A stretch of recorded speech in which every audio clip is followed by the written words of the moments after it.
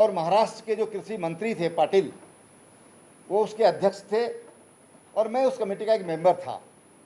और उसको लेकर के हमने बहुत सारी मीटिंगें की देश के विविध क्षेत्रों में जाकर के। जब मैं कृषि मंत्री था उस समय बात होती थी कि बिचौलिए 6 बिचौलिए बीच में होते हैं, इन बिचौलियों को कैसे समाप्त किया जाए। उस पर चिंता तो हुई, शरद पवार जी कृषि मंत्री थे देश के, उस पर चिंता तो हुई, लेकिन उस पर कार्रवाई नहीं हुई। बिचौलिए समाप्त होना चाहिए थे, इस पर सब लोग सहमत थे, लेकिन उन बिचौलियों के ही कारण ये समाप्त नहीं कर पाए। आज इस विधेयक के द्वारा किसानों को खुली छूट है कि वो मंडी में बेचना चाहें तो मंडी में बेच सकते हैं अपने उत्पाद। अगर वो चाहे मार्केट में अच्छा मूल्य मिल रहा है तो मार्केट में अपना उत्पाद बेच सकते हैं और उस पर कोई टैक्स मंडी नहीं ले सकेगी। यानी कि मंडी अब केवल जो टैक्स है वो मंडी के भीतर ही ले सकती है, ये इसमें व्यवस्था की गई। किसान आज़ाद हो गया, किसान स्वतंत्र हो गया कि उसको जहां अच्छा मूल्य मिलता है वो वहां जाकर के अपने उत्पाद को बेच सकता है। ये सबसे बड़ी मैं समझता हूं कि जो लिबर्टी किसान को मिली है वो ये है कि आज किसान के हाथ खुले हैं, वो कहीं पर भी जाकर के अपने उत्पाद सेल कर सकता है।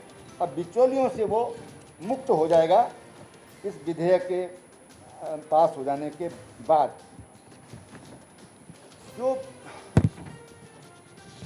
अब जो स्वामीनाथन हो या तमाम जो किसान नेता रहे हैं, आज एक देश और एक मार्केट,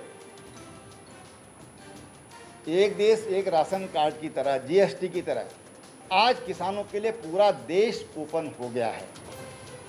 और इसलिए जो लोग माननीय प्रधानमंत्री जी की आलोचना कर रहे हैं, या तो वो अनजान हैं या वो सोने का नाटक कर रहे हैं। सोए हुए को जगाया जा सकता है, लेकिन जो सोने का नाटक कर रहा है उसको नहीं जगाया जा सकता है। मैं किसान भाइयों से ये कहूँगा कि आप स्वयं देखिए कि किसानों के लिए किसने सर्वाधिक काम किया है।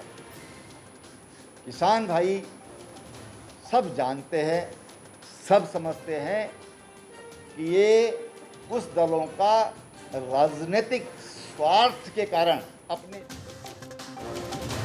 तो केंद्र सरकार ने जिस तरीके से 3 बिल पास किए उस पर त्रिवेंद्र सिंह रावत संबोधित कर रहे हैं और उनका सीधे तौर से विपक्ष पर आरोप है कि विपक्ष भ्रम फैला रहा है, सोने का नाटक कर रहा है। बड़ी खबर गाजियाबाद से है, जहां पर सुंदर भाटी गैंग के गुर्गे सतबीर की संपत्ति को कुर्क किया गया है। लोनी जाकर नोएडा पुलिस ने कुर्की की कार्रवाई की है। कई मामलों में नोएडा पुलिस तलाश कर रही है उसकी। लोनी कोतवाली के गनौली गांव का रहने वाला है सतबीर। तो बड़ी खबर गाजियाबाद से है, जहां पर सुंदर भाटी गैंग पर एक बड़ा वार हुआ है।